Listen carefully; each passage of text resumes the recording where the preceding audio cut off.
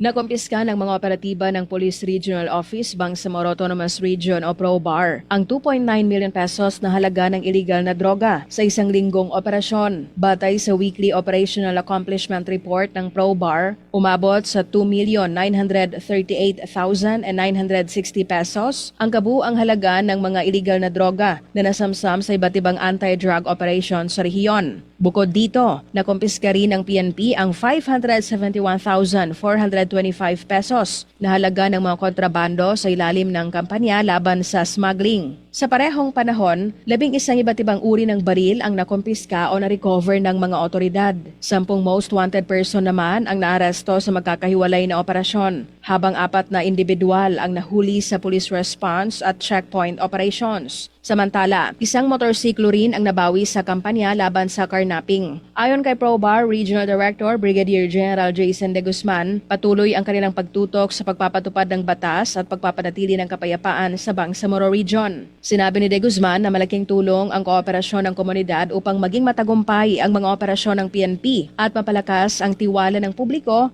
sa pagpapanatili ng kaayusan at seguridad sa rehiyon. Rufa Mocalid, NBBC, Bida Balita.